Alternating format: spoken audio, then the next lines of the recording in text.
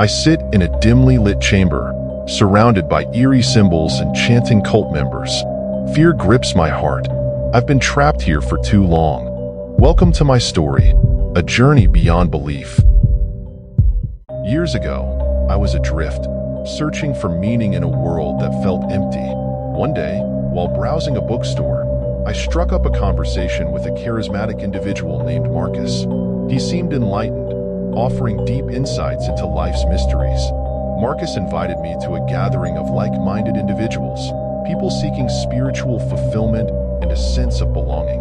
The enlightened ones welcomed me warmly, promising enlightenment and purpose.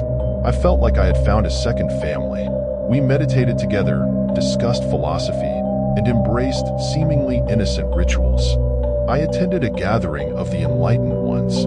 I had only been part of this group for a couple of months, not truly considered part of the inner circle. With my campus obligations finished for the day, I wandered over early, hoping to find some company. As I explored the house where the group usually gathered, I found it strangely deserted. The silence was eerie, broken only by a soft humming in the distance. Curiosity guiding me, I wandered through the library, my eyes falling upon an out-of-place bookshelf. Pushing it aside, I discovered a secret door leading down a flight of stairs. Descending cautiously, I stumbled upon a chilling sight. A young girl lying on a table surrounded by hooded figures. Candles flickered, casting dancing shadows on the walls adorned with strange symbols. Fear rooted me in place as I realized the gravity of what I had stumbled upon. The girl's eyes met mine briefly, filled with silent terror. I knew then that I had witnessed something unspeakable, a dark ritual that shattered any illusions of the enlightened ones, being merely a harmless group seeking enlightenment. My heart pounding, I turned and fled, my mind reeling with the realization that I had unknowingly become entangled in something sinister.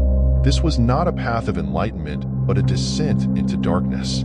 I knew I had to escape the clutches of the cult before I too became a pawn in their twisted games. Heart pounding, I burst out of the house, the cult members now hot on my heels. The sprawling property was surrounded by dense forest, the shadows of trees looming ominously. I dashed towards my car, but lurking shadows hinted danger. With no other option, I veered into the forest, branches clawing at me, adrenaline fueling my escape.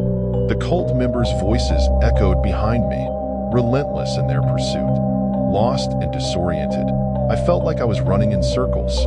The cult members were closing in, their determination palpable. Just as despair threatened to consume me, I stumbled onto a road. But any hope of finding help from passing vehicles was futile. They would likely be members of the cult. Summoning all my strength, I dialed emergency services.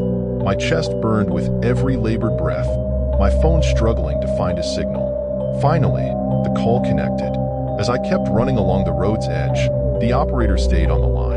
Behind me, the cult members continued their chase, their voices growing louder. Time stretched agonizingly until the distant sound of sirens broke the forest's silence. Relief flooded through me as police cars approached from ahead. I staggered towards them, escaping the clutches of the cult at last. The officers quickly intervened, dispersing the pursuing members. In the aftermath, I realized the gravity of what I had narrowly escaped. A descent into darkness orchestrated by a malevolent cult. But with the support of law enforcement, I knew I was finally safe from their clutches, my faith in humanity reaffirmed by those who came to my rescue. That night will haunt me forever, a chilling reminder of the dangers lurking beneath seemingly friendly facades. It taught me a profound lesson. Be wary of the company you keep, for not all who offer friendship have good intentions.